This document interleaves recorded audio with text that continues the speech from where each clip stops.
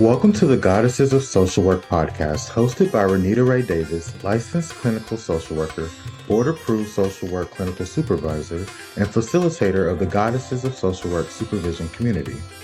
Join us as we travel through the social work journeys told by the Goddesses of Social Work community members, past and present, as they make their way toward clinical licensure. Welcome back to the Goddesses of Social Work podcast. I'm your host, Renita Ray Davis, and today I'm sitting down with someone whose path has been rooted in advocacy for young people and families since she was a teenager. Today's guest, Renee Ingram, a Montgomery native and an LICSW, began her calling working with at-risk youth long before she officially entered the profession. She has served children and families across multiple settings, and what stands out most is her commitment to being a change agent for those navigating trauma and instability. Renee, you've grown personally and professionally since you were last on the podcast. How do you describe yourself in this chapter? I think the biggest word that comes to mind is just transformative. Like, I think a lot of the things that have been happening in my life is almost like I'm just transforming into something new. And of course, when you're going into newness, there's a lot of things that you learn about yourself and you learn about who you serve, and you try to find a way to make those things kind of blend. And I think the deeper I've gotten into my profession and feeling less like a baby social worker, I think that is kind of strengthened. Like, okay, I have my flow. I know how to put my personality in this thing. And that in itself feels like transforming. You know, I've been talking to my clients. I use a different language because, I'm a little woo-woo. Not woo-woo. But I feel like this year, and I'm going to just kind of put it a little bit out there. It's been the year of the wooden snake, the Chinese year of the wooden snake.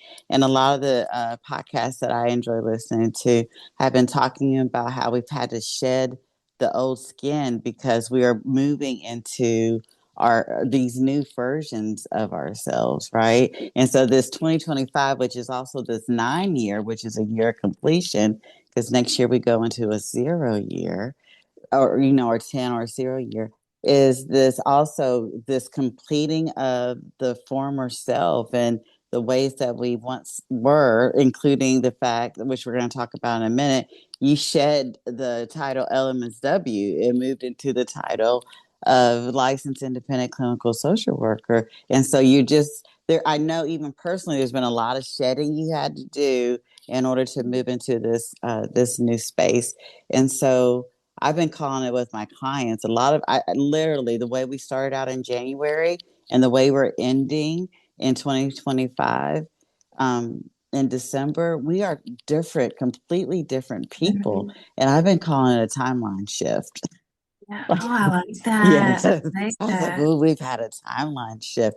And so, using that energy a little bit, and the question that I was going to ask you, it's almost like we've jumped into a new portal. We, in the old place we were, we knew where the vending machines were. We knew where the coffee pot was. We knew, where everything was. And now you've moved into this new level and version of yourself.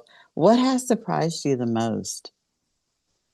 Oh my goodness. Well, first, let me say, like, when you bring up like the shifting, there was something you said. I don't know what supervision session I was in, but you said something about there is going to be a shift. And you said that this is going to be, I don't know if you said it's like going to be like a peak of like our confidence or something. And I wrote that down on a sticky note somewhere, and that's just been sticking in my brain while we were talking. I was like, this sounds so familiar. So absolutely. But I just forgot your question because I just thought about sticky note. No, I love it. I'm like, what's on a sticky note? I love sticky notes. I love that. And the thing in that energy is like, people think when we're shifting, when we're changing, and I wanted to even ask you a question about your clients. And so maybe I'll bring it in here. When we're shifting and we're transitioning into these new versions of ourselves, a lot of people think it's like this lightning strike. You know what I mean? Like, oh, I'm a new version. But really what ends up happening is this incremental, step by step, I made this choice or I made that choice that was in alignment with who I am, or something. I made a choice that brings me more joy instead of brings me back to fear and scarcity. And you keep Mhm. choosing you. And then the next thing you know, you're like, oh, I'm in a new version of Mhm. us. It's almost unrecognizable. Like you're learning yourself for like the first time because you're evolving over time. And I've told my clients this a bunch of times. I don't listen to myself, obviously, but but when I tell my clients this, I'm like, when you have experienced trauma, that is a new version of yourself. You can't go back to who you were before. So you kind of have to learn to adapt with your experience that you had trauma wise and evolve into a new person. It doesn't mean that you're going to be stuck in that trauma space forever, but you're going to take some things from that trauma and it's going to shape who you are in the future in more positive ways. So I think like when you're speaking to that, like we do have to talk to our clients a lot about that transformation, because when they come to us, they're coming with a lot of things they need to unpack. There's some brokenness, there's some childhood trauma, there's some things they haven't addressed. But we kind of have to remind them it's like, we can't take you back. We can only take you forward.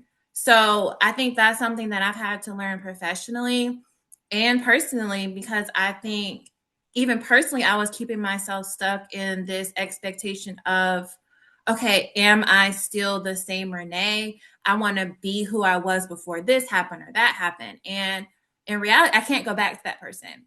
She doesn't exist. Um, and side note, I know I keep doing all these side notes, but there was a beautiful interview that I saw with Erica Badu, and she talked about it is almost like a grieving process that you have to do for yourself. A part of you dies when you start letting things go. And she talked about it like a death. Like, and I was like, oh my gosh, this is the perfect way to put it. Because we think about mourning as just losing a physical person, but mourning can also be is I'm stepping into something new and I'm having to mourn that broken version of myself that's no longer here. I was trying to find something I literally put on my story this morning. And if you don't follow me, you can follow me on Illuminated Expressions on Instagram. But I literally put this on my story this morning. It's like, stop trying to save the old version of yourself. That part of you is dead. Yeah. It's almost like, and maybe even, I know that this your podcast won't publish until January, but as we're talking Mhm. about the end of the year, December 2025, it's almost like go ahead and write the obituary. Talk about all the things that Mhm. she accomplished. Talk about all the Mhm. things that maybe she even regrets, but has another opportunity, if it's still in alignment, to do Yeah. again if she so chooses to. But stop trying to save that version of yourself, because Mhm. that version of you is no longer here. She's exactly what you said, and again, I love that Mama Auntie whatever Badu Yes. said the same thing, because I literally posted that on my stories this morning, and we don't honor that enough. We're just like, okay, Mhm. especially because I work with a bunch of top tier social workers, and a lot of people are always on to the next thing, Mhm. right? Versus like, oh, even with you, Brene, again, getting back to the fact that you are at LICSW this year since the last time we talked, Yes. it's almost like, oh, I was in this version. Did I stop and honor all that she accomplished and pushed through in order for me to get to this version? Yeah. I talk to you guys a lot about doing vision boards, but I say Mhm. let's do ego boards too. Like do your Mhm. ego board so that you can see all the things that you accomplished versus worrying about or focusing on getting to that next accomplishment. And so, because that version of you will no longer exist, so stop and Yeah. honor her before you move on to the next. Yeah. Absolutely. And one thing that, I challenged myself with for December that I'm kind of feeling it right now Mm-hmm. is journaling. I haven't really started, but I did write something in my journal, and it kind of goes to what you're speaking to, and it's my let go list for 2025. And so my goal is to have that done by the end of 2025 and write down all the things that I want to let go and leave in this year. And I think that's really helpful for me because I have a very analytical mind. I don't know if it's an anxiety brain. I like to call it analytical, but I hold on to a lot of things. I process things over and over, and I'm like, did I do this right? Oh, I messed up here. And then I beat myself up a lot. And so I have all of these thoughts that come back, and I don't give myself a lot of grace. And I want that list to be me giving myself grace. Like, let these things go that went wrong. Like, if you did something wrong or something just didn't work out, like, let those things go. And then I want to make another list. I want to really list those things like that I'm looking forward to. And I don't know who told me this, but like, I always have like these random thoughts. But I think someone a long time ago told me it's like, write things down like it's something that's going to happen. So instead of like, oh, I wish that this would happen, or, I'm looking forward to this happening. And so that is going to be my list for the start of the new year. We got our homework. I love it. Yes. And you know what I call it? So I'm going to be stealing it and having some of my clients do that work as well.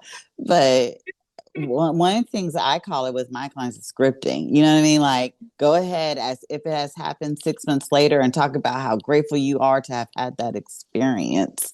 And so I love that. And so Renee, I was thinking, here we are. You're LICSW, because I don't want to get us too far away. Because oh my goodness, I was about to go to a whole. Yes. We were about to And we have can church. go. Yes. But there's a specific reason you came here, and I want to make sure that I give a space to do that. But before we get there, I do want to celebrate. I want to sit, just like I'm telling you, grieving and honoring the previous versions of ourselves, but then having a moment as you walked into this new portal and sitting and celebrating this new level that you're on, right? And so, you're LICSW now. And I told you were going to be a young one too, right? And so here you are Yes. with these letters behind your name. And how did you stop and celebrate yourself? And or what has surprised you the most about getting those letters behind your name? um I think, well, I'll start with what surprised me. I think what surprised me about getting those letters was the journey. I think a lot of times we set a goal for ourselves and we want it to happen like this. And my goal was like, okay, as soon as I finish supervision, I'm taking the test right after. And life did not work that way. Life was happening, my personal life was life in, and I had to really like take care of myself before I could focus on getting more letters behind my name. Because that test is going to be there. My hours are already completed. That's not going to change. So I kind of had to remind myself, like, take your time with this thing. So I do think that was something I definitely learned during that journey. And also, again, giving myself grace, because a lot of the things that I think we do, like when we hear about these big tests or these big things, we kind of treat it like, oh my gosh, this is do or die. I'm not going to be a social worker if I don't do this. And then it's like, it's a test. Like, you're still a social worker, you know? And I had to remind myself of that. It's like, you know your stuff. You just need to be able to answer these questions. You're doing the work, but you're just trying to pass a test. Like, I know the test is important, but give yourself a little grace in that. And so I had to really work on that because I had such bad test anxiety, like so bad that I was almost like shutting down every time I sat down to study. And so I had to really like unpack some of those worries and those thoughts. And I think that did lead to my success in the test because I shed a lot of that and I focused in on what do I not know versus what I already know. And I think that did really help me on test day. And then I wrote my prayers, I wrote my letters down, and I took a deep breath and we took it and we passed. So I will say the biggest thing that has changed for me as far as getting my letters is being able to celebrate myself more. And I think that definitely came from you, because I remember telling you, and I was just thinking about what's next, what's next, what's next. I'm rushing myself to do all these big things. And I remember you telling me, like, slow down. Like, why did you get these letters? You know? And I think that really helped me, because then I'm like, girl, you're trying to think about this new job and this and this and this and this. And what I decided to do, a couple weeks after I passed my test, I went to Atlanta and I told all my friends, I'm like, hey, I got my licensure. Let's just celebrate each other and like just go out and have a good time. That was so needed. Like, I just needed a minute to celebrate a win and just, be happy for myself versus trying to rush my journey along. Renee, that is so beautiful. I saw thinking about a post I saw on Instagram recently. I saw these girls celebrating themselves. And, they each had a cake and were saying, I passed my RN license or I survived the year. And so the fact that you took your girlfriends and you guys all celebrate each other, I'm just like, yes, I love that, especially when Black women do that, like celebrating each other. But can I go back to something you said? This is the second time you said it. You had such test anxiety. And then even when you're talking about your list, which I love your list, and I promise you I'm taking that idea. I'll give you credit, but I'll take it. You shifted, you shedded the word anxiety. I love this. It's so social work, and I've been doing this a lot with my clients as well, and even with myself. And I'll tell you, so you changed your word from anxiety to analytical. I changed the word anxiety for myself. This has just happened this year for me too. I changed the word from anxiety to activated. Oh, because I had these events I was that were happening, and I was going to, and all this, and I thought I was feeling so anxious, and I was like, oh, Renita, you're just activated. You're activated because you're having new experiences and doing things you've never done before. And so I love that you reframed the word anxiety to have this acceptance about yourself, that I have an analytical brain. That's what got me through my master's program. That's what got me through the clinical exam on the first try. I have an analytical brain, instead of shaming yourself for having these thoughts that are just kind of running through you, using it as a superpower instead. I really think if we could use the things that society have deemed negative and reframe it and then use it as our superpower, oh my goodness, right? Yes, absolutely. And I think as a society now, we try to put labels on everything. Like, everything has to have a description or a word or like something on it. And like, sometimes you just have to just be. Like, you don't have to be this label or this thing. Like, just be. And I think that's what I've been learning the most about myself, is that growing up, I allowed people to put labels on me. And then I also added some of my own. And then I just accepted all of those negative labels as facts when they're not true. And so I really had to do a lot of shedding, for lack of a better word, since we're talking about shedding, this year, and really figure out, are these words or labels coming from me, or are they coming from other people? And if they are coming from other people, why am I accepting them? And really claiming my power back, and like, okay, how would I define myself, or how do I want to define myself differently than I have before?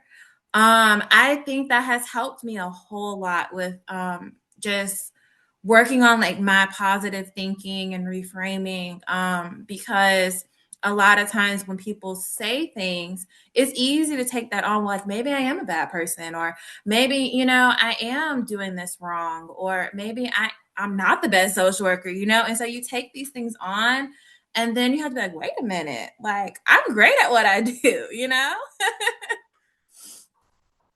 You are amazing at what you do. You are amazing at what you do. especially with those babies, because not all of us can work with kids, and you have such a passion and a heart for children. And so I always am, because I'm not one who can work with with I kids. remember Yeah. that. So I'm always giving homage to those of you who can, because that's a special population. Before we move on to why, I wanted to have you back on, and you kind of are already starting to hit on a little bit. I want to speak to something that you said in regards to your clinical licensure journey.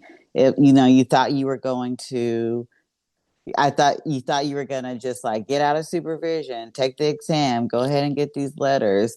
But I was remembering one of the first times you came onto the podcast and you shared your story, how you got into social work when you were still at Clark Atlanta, and that journey wasn't linear at all. It wasn't a linear journey. But then we forget when we're on to the next thing we're accomplishing that, oh, this other thing that I did it wasn't linear, but I'm going to have this new expectation that I'm about to be on this linear journey as well. When none of the things that we've accomplished big or that have great meaning to us ever took a B C D E journey, they've always had these obstacles or things we've had to overcome or be stretched in. But we easily forget that when we're on to the next thing. Yeah, so definitely. I think it's easy for us to fall off track, and we're trying to like keep moving. um but and I will say, like, as far as like things not being linear, I think my expectations for myself, I think that's what kind of gets in the way sometimes. Because I'm like, okay, well, after I accomplish this thing, then it should be linear, you know? So, I can admit that. Like when I got my my LCSW, I'm like, this is gonna be smooth sailing. Like I'm gonna have all the money, I'm gonna be doing all the things, and life is like, girl, no. So, and that's fine, and that's fine, and I think it's okay to still want better for yourself, but to also like accept where you are. And I know that's something that me and you have talked about a lot. It's like, what are some positives you can find from where you're at, and what influence are you making where you are? And I will say right now, I'm still doing what I love. It's just not, what I'm expecting. So I'm still working with children. That's something that I've always been passionate about, like you said, since I was younger. And I started off doing babysitting jobs, like, and I'm just like, I love doing this. I started doing tutoring. I started doing after school. So I kept putting myself in child-centered places. I was never one to be like, I'm gonna go work fast food or I'm gonna go work retail. I'm like, I'm gonna place myself with a baby. So I'm thinking about my career. And so I kept doing it, and then it turned into me being a children's therapist, and now I'm doing more case management work with the children that I serve in a school setting. And I love it because the babies are just like flocking to me now. I catch all the babies that are having tantrums in the hallway, to the point now where teachers are like, can you walk him to this other room? And I'm like, okay. So, but I love that, because what that tells me is these kids gravitate to you, and it's not because, you're just Renee, or you're just Miss Ingram or whatever. It's because they feel that you care, like they feel this nurturing energy. And I think kids are the best tellers of energy, like hands down. So I noticed this pattern at the school that I'm at, like all the kids that are having tantrums and breakdowns, when I come in the mix, I'm like, hey, you want to go for a walk? They're like, yeah. Like, and I'm some stranger they've never met. And then I'm like, take some deep breaths. You want to come blow bubbles with me? You want to come do this? And they're like, yeah. And I think that's about energy. Like, yes, I'm having a hard day at school. Me and my teacher are butting heads right now, but this lady wants me to come hang out. I'm going to hang out. So I just love that about me, that I'm able to do that and just jump in. Because one, like I said, it goes back to that energy, but also two, it's about connections and relationships. And when kids trust you and you develop that rapport, when you start adding services in the mix of that, it makes it so much easier because you and that kid are established. Then you can build trust with the parents, and then you're brokering all these supports for that student. So I love that. I love that those connections are happening early on. And I just love that about our field is that we are not just sitting in one place. We're in the communities, we're like in the HR departments, like we're in government, like we're everywhere. And I just love that. It's so broad, it's so flexible, and there's so many connections you can make. And one thing I will say before we move on is I think that this position that I'm in right now is pushing me to be out in the community more and make those connections. I think it is stretching me. I'm not gonna lie, because in my mind, I'm like, oh my gosh, like, how do I tell a councilman that I want to talk? You know what I mean? So it's stretching me. I'm not gonna lie, but I sucked that up a little bit and I made a list of people that I can contact, and I'm gonna do that this week. I'm so proud of you. And I do remember in supervision, I was like, Renee, you're going to be out in the community. Because I remember you were doing those Mhm. presentations.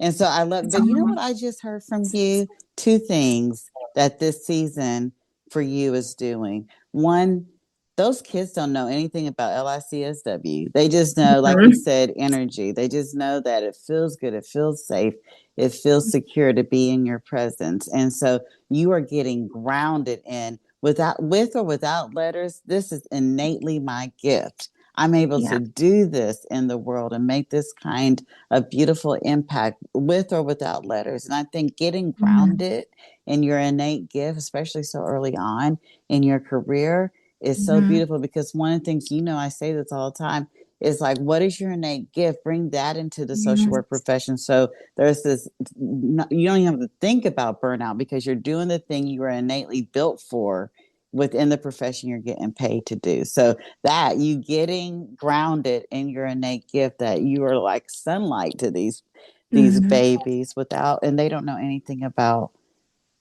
LICSW, right? Absolutely. And so then Yeah. the second I love that you said is you're getting stretched, because we were talking in supervision recently. You can have your dream job, but just because it's a dream job doesn't mean you're not going to get stretched. Doesn't mean there's not going to be Mhm. discomfort. Doesn't mean that you're not, because growing means that you're going to have to get out of your comfort zone. And so the fact that Absolutely. you are getting grounded in what your innate gifts are, and the fact that you are having to be stretched outside of your comfort zone, to me this says, as we're shedding our skin in this Mhm. year 9 that we are having, in this year of transformation, that means shedding. To me, it's like you're grounded in who you are and you're getting ready to move to your next place.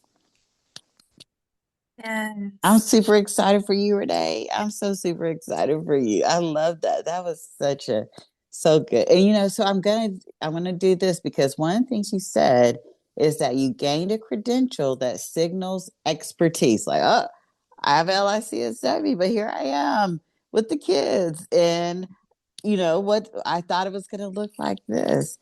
But Mhm. life, and what you said was, oh, I thought it was gonna be ABC. I thought it was gonna be linear. But life Mhm. doesn't suddenly become easy or clear just because you got that license. And so what made this conversation, the reason that we wanted to have you back on, is this myth of perfection and the reality of therapist humanity. And I wanted to get back to that because we had a phone call, and where I was like, you got to come and talk to the social workers about that. And Yeah. it was almost this, we're supposed to show up like this. Now that I have all this, Mhm. I'm supposed to show up. But the reality is what? Yeah. Yeah. And I think, and I'll speak to like a recent experience when I started this position and I told people in my cohort my credentials, they were like, what are you doing here? And I think, when I finally got to this point of like accepting this is where I am, and I heard that, I'm like, well, dang, what am I doing here? And then that self-doubt started creeping in, like, well, maybe I do need to go do something else. But I had to kind of recenter myself and really remind myself that, you know, this is not by chance. You did not land here by chance. So this is not something that you're just doing frivolously, like, oh, this is just something to do. Like, this is something that you're passionate about doing, you know? And so to speak to that level of perfection, I think that it's kind of crossed personal and like professional lines for me. Because again, my analytical brain, I have a very perfectionist personality. So I kind of have higher standards for myself than people around me. And what happens with that is the level of disappointment when I don't get exactly what I'm looking to get or receive. And I will say, when it comes to me personally, I had to really take inventory of where I was emotionally as a therapist. I think when people hear the word therapist, they feel like you're supposed to know it all, you're put together, you don't have breakdowns, you're just this person I'm just getting all this healing from, and you're just healed.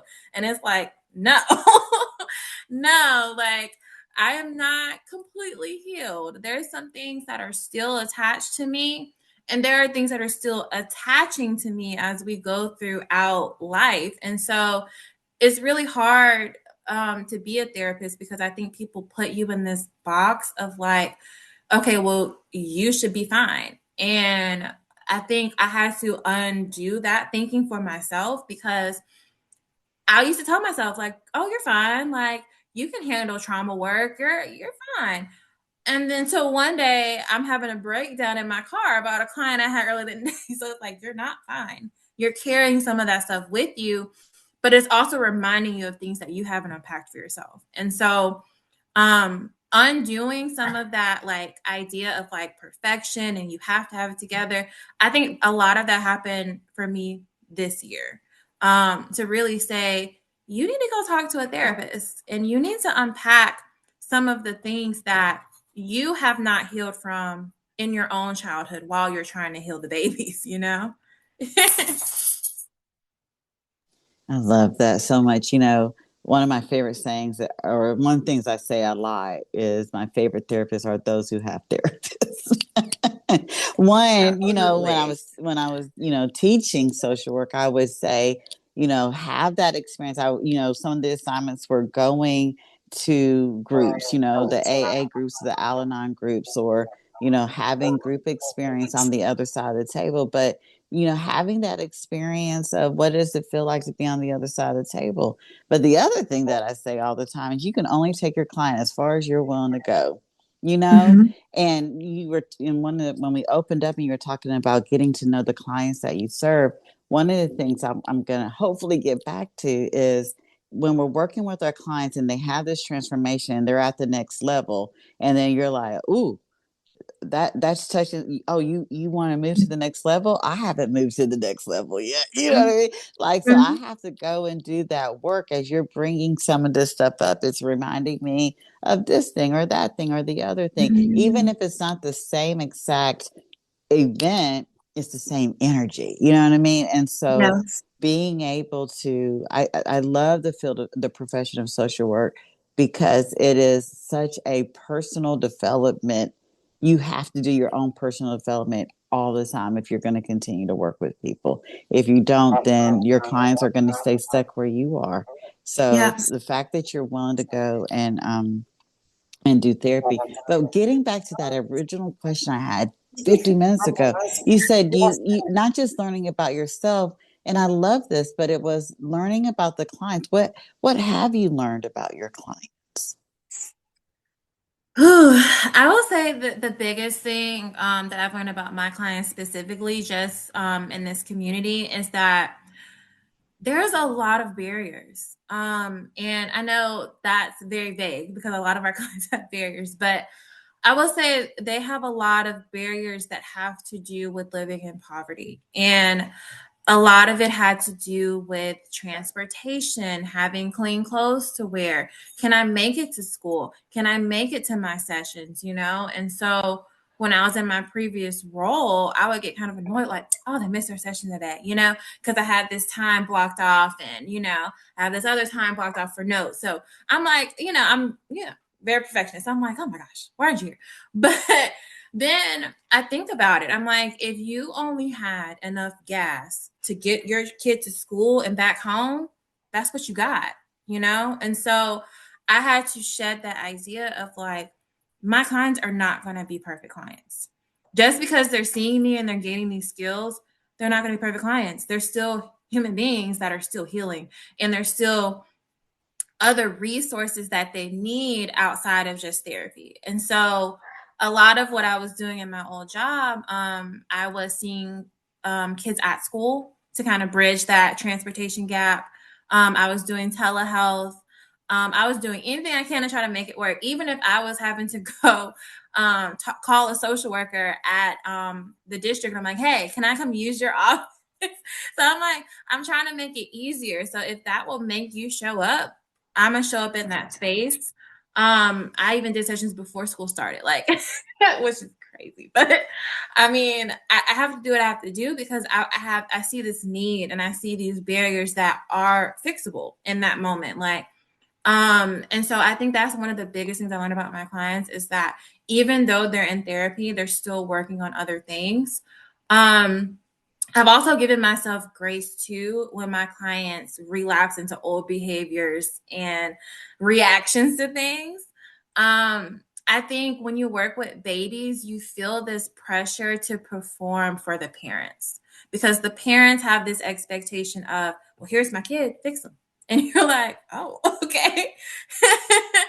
And so they're calling you and they're like, hey, you know, my child is still doing X, Y, and Z.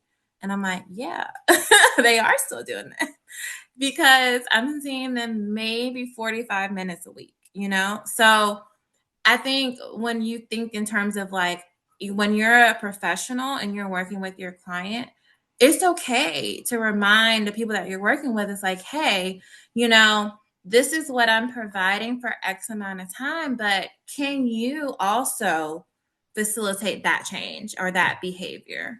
And I've had to like learn to speak up for myself with parents and say, hey, like, you know, this is what I'm practicing with them. Like I show them the coping skills or whatever we're learning about. And I'm like, hey, this is what we're practicing. This is what we're working on. So can you have them teach this to you when you're at home? Because kids love that. They love when they can teach you something. So I'm like, yeah, can you have them teach this to you when you're at home and y'all practice this?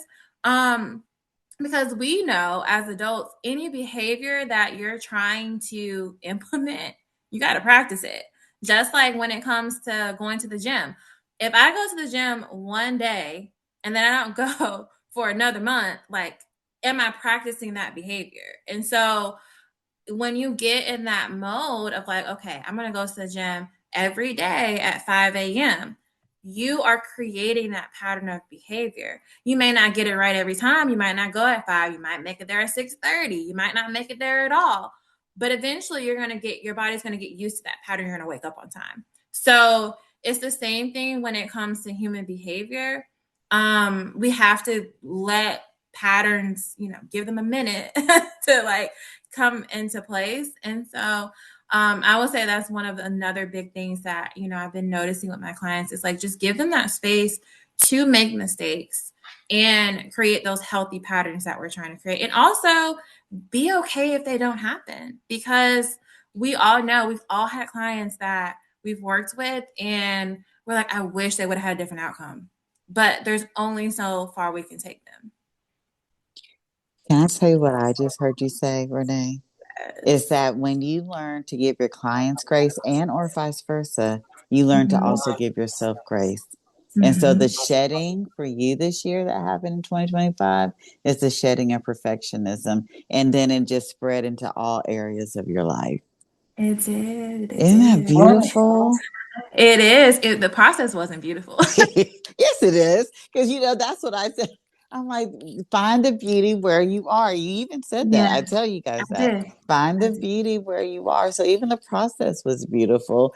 Especially as you move more and more away from it, you're going to be like, yeah, that was actually a fair. Because you just articulated it so beautifully for us. And so I want to kind of lean into it a little bit more, because what I heard you say is, as therapists, especially, we have this mindset: I'm going to get this MSW, then things are going to go linear. I'm going to get this LMSW, then things are going to go linear. I'm going to get this LICSW, then things are going, okay, third time is the charm. Maybe I should just give myself some grace and even kind of take off what other people expect of me, is what I heard you telling other social workers. So I kind of want you to lean into, you say it to your clients, you've learned to say it to yourself. How can we share this message of grace with other social workers who think that their social work path is this linear path? That's such a good question. I will say, for social workers, I think I'm gonna steal something from you. It's like really knowing what you're passionate about and let that be your focus. I think we fall so much into like the numbers of everything. Like, I have to make this salary, I have to live in this house, I have to have these high performing clients. Like, I have to have all these things moving and moving and moving all the time. But going back to your why centers you so much. And I didn't realize that until this year, because I was hearing people around me say slow down, but me being me, I'm like, no, I'm gonna keep going. And when I finally slowed down, I'm like, you need to heal some stuff, and you have some things that you have to release. And so, all this to say, as social workers, one, we need to recognize our why. And even if you have to put it on a sticky note, because I do that all the time, I have random sticky note. I have a sticky note like right here. Random sticky notes. If you have to say, like, my why is working with veterans, put that up somewhere and let that be your focus, not the numbers of everything. Remind yourself of your clients. Even if you're like, oh, my clients are getting on my nerves this week, find one thing that you're like, you are able to get a client to see. Even if they have like an like epiphany moment, like, oh, that makes sense, I do that. That's a win, like, because we know as human beings we're stubborn, so people are not always going to see what you're trying to get them to see. So that's a win. They can recognize something, a pattern that they're doing. That's a win. And even if you have to write it down, respecting confidentiality, but write down, hey, I had a client this week that was able to recognize these destructive patterns. Put that somewhere, and that's going to keep you moving and keep you motivated. The second thing I will say to social workers is do a self inventory, because a lot of times we are focused on doing assessments for our clients, and we're trying to help them figure out patterns, but we also have some. And so I think it's important for you to sit with yourself, and I will say that's really uncomfortable, as someone who's done it. It's uncomfortable, it's ugly, it's not always beautiful. There are some beautiful parts of it, but sit with yourself and really look at yourself and try to understand and give yourself that love and support that you give your clients. Because one, you have to live with yourself for the rest of your life. So you should give yourself some love. But also two, you want to be able to sustain yourself in this career. Like, if you don't look at yourself, if you don't give yourself that love and support back, you're going to drain it all out into your clients, and you're not going to have anything left. And I know, Renita, we've talked about this a lot. It's like a lot of us are leaving this profession, whether it be burnout or this test or whatever it is. Like, people are leaving because they've put so much into it and they want this stuff back. And I just wonder if they, took that time to do that inventory, or do that time to say, this is my passion, like what that would have changed as far as their longevity in social work. I love that. I love both of those, Renee. And I'm going to speak from me. I'm 26 years this year in the profession, and I am still in love with social work. I mean, this podcast for me is my love letter to social work, because I'm still in love with the profession, and I want other people to fall in love with it as well, because I think it's beautiful. It's hard. It's challenging. There's a lot of Good. shadows, but it's such a beautiful, beautiful healing space when you focus on that. But I was speaking to what you were saying. I think the reason I've been able to do over 2 decades is because I knew early on my MSW internship. The social worker who was over me had a stroke while I was and she said to me, "Make sure I took care of myself." So, like literally, year one, I got embedded that it had to be about self care. And so, all the frou-frou stuff, the hair, the nails, but also the sitting in front of a therapist or an astrologer or a spiritual advisor, whatever financial advisor, whatever Whatever. you have to do that helps to shift that anxiety to activation or analytical or whatever it is. But doing that self-care, but also knowing your why. I mean, for me, and I'm going to put knowing your why and not being afraid to reinvent yourself. For me, the why for me for a while was the Goddesses of Social Work Supervision community. I wanted to make sure women who looked like me had quality supervision at a price that they could afford. You know what I mean? Like, all right, we're gonna be a whole army of LCSWs out here. We're gonna change the world. And knowing that is your why, but then also knowing your why can change, and don't be afraid to pivot your why. And so then I did that for a while. Then I was like, you know what? I love listening to social work stories, right?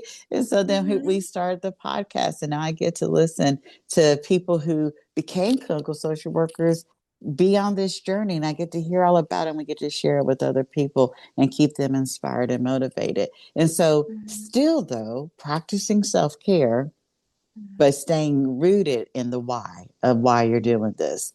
And I even want to speak to the social workers who are struggling to pass that clinical exam. Remember, sit back for a second and why do you even want to take it? Is it even needed for what it is you want to do? You know what I mean? Like sometimes we get so tunnel visioned on this thing that, oh, this is my next goal. I'm not gonna, but get back to why are you doing this work? What is the work you said you wanted to do? And then take the exam if it's needed in or would enhance or the experience for you. But taking it to without knowing why you're taking it loses it for you. So I just wanted to offer that gift to people. I'm going to ask this last question, Renee, and you kind of gave us a little bit of already, but one of the things that I loved about you and one of the other goddesses, you two have such unique voices. I think that because you have such a unique voice, it's going to be memorable. Like people are going to know your voice, without even seeing your cute face. You know what I mean? Like, oh, that's Renee Ingram. I know that voice, right? And it's not just that it's unique, and I don't even want to minimize by saying even cute, but it is powerful. You have a powerful voice. Yes. And so I want to know, because you kind of mentioned it when you said, I'm having to bow up a little bit and tell the parents, how about you do this? How about you do that? But how do you feel like, especially since getting this clinical license, how are you growing into your voice or your authority as a social worker? Mm.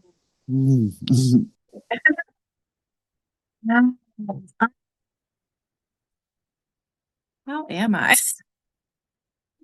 Well, I will say this. I think a lot of that power and a lot of that authority, I think one, it does come internally, but I will say having a strong support system. Like one thing that I will say is that I don't know when this generation got so tough and they're like, I got it, I can handle it. I'm not feeling nothing, I'm good. Like I'm not. Like I meet my people. And I even think about that like biblically. Like, I mean, when I think about our Lord and Savior, like he is begging for his father, why have you forsaken me? Like, this is he is the pinnacle. So I'm like, if he can beg and ask for help, we can definitely do that. So all this to say, it is okay to ask for help and have people strengthen you and give you power, because sometimes when we fall short, we need that extra support. I think the biggest mistake I ever made in social work is trying to think I had to do everything myself, or I had to have it figured out and not ask questions. Um, and so I'm learning to shed some of that pridefulness, that ego, and be like, okay, this is what I need to get done. How do I do this? Um, I'm looking for supports for my client in this area. Who do you know? And then I'm also thinking in my own brain, like, who do you know? Because you know some people now. So I think that does make you more powerful, and it makes you more confident as a social worker when you're able to ask yourself those bigger questions. Because even if you're not the one providing the service, even brokering services, that's still a superpower. Like you build a team of people and you have people showing up for your client. That's a win for you because your client got what they needed. And so I say me finding my power had a lot to do with my internal voice, but it had a lot to do with who I surround myself with too. I'm so grateful for the goddess of social work, because it is like having like my little social work like homegirls now. Like I'm like, hey, I know you work here. Like, can you tell me about this? Or like, hey, like I'm interested in doing this. Do you have any openings? Like it's like a little network of people, and it's like so cool. I've actually like been able to meet some of them in person. So I'm like, that's so cool. And then some of them have little side hustles that I've been seeing too. So I'm like, that's so cool. So I love that space because you never know what people are doing outside of the profession and in it. Um, but again, like that's a superpower. Like people have things that they are into that can help support each other and help support the profession. And that's such a beautiful thing. So making sure that you have your internal voice together, making sure you find your good social work community. And they don't have to all be social workers. I think they're a little better though. I have a lot of social work friends and counselor friends, but you know, I can have other friends too. But I'm just saying we're a little different. I love that. I love that. So, you know what I was thinking while you're talking about your voice and your community and brokering resources? I was thinking you're now being pushed to talk to councilmen and representatives, and so your level of brokering is upgrading. And so Yes. now your voice is upgrading because you're now having to speak to not just principals or social workers and principals and all of Mm-hmm. that, but now you're doing it on the level I always saw you doing it on, which is policy. You know that we've talked. You're doing it Yes. on a level, and I want to. I know we're going over just a little bit. I want to say that sometimes I'm a, I wrote something, how you said I wrote it on my sticky note. I wrote something Mm-hmm. in the back of my 2025 calendar, and that I wanted to experience in 2025. And I always do that. We believe in vision boards and vision boxes, sticky notes, having them and seeing them. But I wrote something in my 2025 calendar that did not manifest. And I was thinking, oh, that's interesting. But then when I really thought about the things that did manifest, that getting to have these really public and broad experiences, if the thing I had written down had manifested, I would not have been able to have those experiences. And so sometimes we're thinking, oh, so as you are writing your things down, you're thinking maybe too small, right?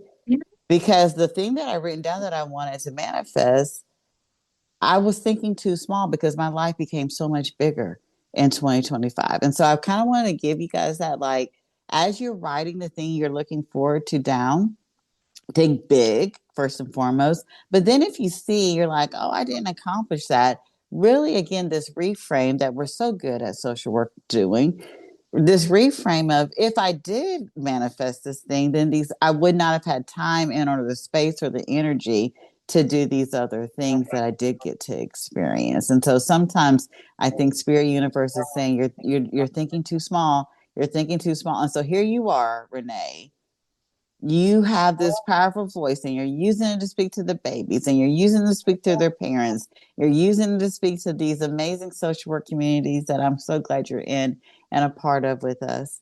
But now, Spirit's like, your voice was always meant to speak in big and high places. Don't lose that. But it is always meant to speak in bigger and higher places because you have a huge impact that you're making on the world. Do you receive that? I do receive that. I love it. That's a huge weight, but I want to accept that weight. I think I want to carry that now. I think what's been the best part for me is like going through this transformation process this year. The biggest thing that I will say that I'm so grateful for, like you said, is like those things that I thought I wanted. I'm so glad they didn't happen. Like I think I'm finally getting to that point where I'm like, I'm okay that didn't happen, because look at what I'm being pushed to do now. Like I have to go in the community and talk to businesses and be like, hey, how can you support our students? And before, when I was working at my previous job, supports were already in place. So now there's a little stretching going on. So I don't know if that means that I'm going to be doing some solo things later in the future. Probably does. But if I did have my own business per se, I would know how to get these people on board. This is like a little practice, And so we don't see how that can shape the bigger picture. We're just like, I want this and this to happen. But what if this little small thing that you're doing is the big picture, You said it better than I could have said it. Come on, that's it. All this is not for naught. Everything is absolutely happening in the perfect way that it's supposed to happen for your life, for you to step into the highest version of yourself. And I love that you're seeing it, and I love that you're letting go of the resistance of it becoming, of you becoming. And I am so honored that I get to witness it. It makes me so happy. I feel like you raised me. I do too. I love it. All right, we're going to end here. Renee, thank you so much. Thank you so much for returning and letting us witness who you are in this chapter. I love it. Your story reminds us that social workers are human, that growth isn't linear, and that we can be in the work while still learning ourselves. And it's been an honor to share this space with you. And the rest of you guys, this has been the Goddesses of Social Work podcast. I'm your host, Renita Ray Davis. And as we leave this space, may you remember that the work we do lives in who we are, and who we are is allowed to keep unfolding. Thank you for listening to today's episode of the Goddesses of Social Work podcast. We are glad you were here. If you liked this episode, please come back to hear more stories of the journeys through social work, and please leave us a review on Apple or Spotify. See you next time here on the Goddesses of Social Work podcast.